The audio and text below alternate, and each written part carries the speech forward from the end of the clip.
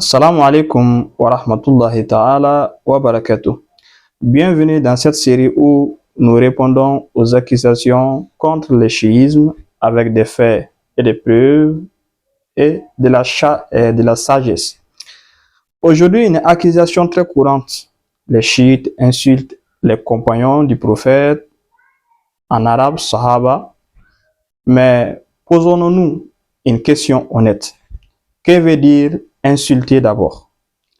Est-ce que toute critique est une insulte?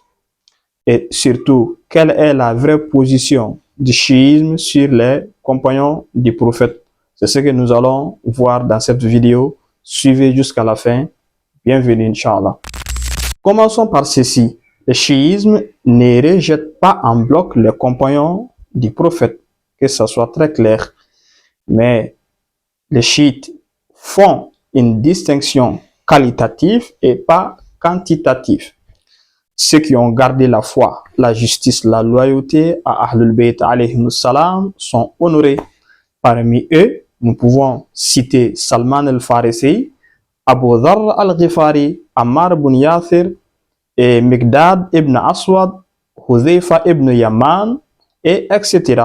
Ce sont les modèles de foi dans les chiismes. Donc, le Coran lui-même montre que tous les compagnons ne se valent pas. Allah subhanahu wa ta'ala dit, et parmi les Bédouins et les habitants de Médine, il y a des hypocrites. Sourate At-Tawbah, verset 101. Même dans les rangs proches du prophète, il y avait des hypocrites, des faibles de foi, des opportunistes. Donc, oui, il est permis de critiquer certains compagnons comme on critique un juge, un roi, un savant, s'il dévie du droit chemin. Donc, cela va de soi.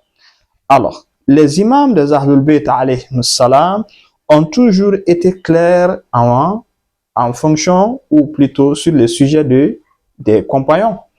Imam Sadiq alayhi salam dit, nous ne disons du bien que de ceux dont Dieu et son messager ont fait l'éloge. Al-Kafi, volume 8. Imam al-Baqir alayhi salam dit, nous aimons celui qui aime Dieu et nous nous désavouons de celui qui désobéissent, même s'ils ont été connus, même s'ils ont connu le prophète Biharul Anwar. Donc, ce n'est pas de la haine, ni de la fidélité au principe, piété, loyauté et vérité. La règle chiite est claire, la véracité avant la célébrité, la piété avant le titre. Donc, que cela soit clair chez tout le monde. Alors, il faut qu'on fasse une distinction entre insulte et critique. Il faut être juste. L'injure en arabe, sab, est l'interdit en islam. Mais la critique historique est permise. La majorité des savants chiites interdisent ce qu'on appelle al-sab en arabe. Cela veut dire insulter quelqu'un, que ce soit un compagnon ou pas. Pas par hypocrisie, mais pour respecter les cadres éthiques de l'islam.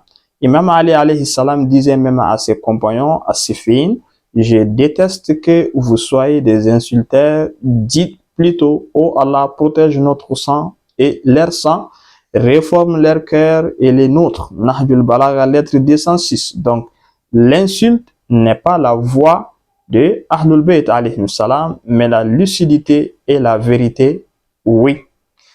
Maintenant, ceux qui pensent que la critique ne doit pas être faite, quand vous partez dans le Coran, on rencontrera beaucoup de versets qui parlent de ça. Même les sources sunnites mentionnent des fautes commises par certains compagnons. Al-Bukhari rapporte que Omar frappa Abu Huraira et l'interdit de rapporter des hadiths. Ça se trouve dans le Sahih Bukhari. Et Ibn Athir parle de compagnons qui ont participé à des conflits contre Ali alayhi salam, et comme à Jamal ou Siffin. Alors pourquoi c'est un crime pour les chiites de remarquer ce que l'histoire a rapporté déjà? Critiquer une action, ce n'est pas haïr une personne, c'est être responsable face à la vérité. Alors, nous pouvons nous poser nous-mêmes la question, pourquoi les chiites privilégient les Ahlul Bayt alayhi salam? Les chiites ne sont pas contre les compagnons. Il faut que ça soit clair. Ils sont avec ceux que le prophète a désignés comme guides après lui. Il y a Hadith al-Thaqalain qui, je cite, « Je laisse parmi vous des choses précieuses, les livres de Dieu et ma famille. » Cela veut dire Ahlul Bayt. Tenez-y fermement et vous ne vous égarez jamais. Ça se trouve dans Muslim, Tirmidhi, Mustadrak al-Hakim, etc. La vraie loyauté est envers la vérité, pas envers un groupe quelconque. Donc, les chiites suivent ce que Dieu a purifié dans le Coran. Dieu veut éloigner de vous toute impureté aux gens de la maison. Surat al-Ahzab, verset 33. Maintenant, en conclusion, nous pouvons dire que les chiites ne sont pas des insulteurs. Ils sont critiques, réfléchis, fidèles aux principes islamiques. Critiquer n'est pas haïr, insulter n'est pas chiite. Donc, ceux qui pensent que les chiites insultent, non, non, non, ils n'ont rien compris.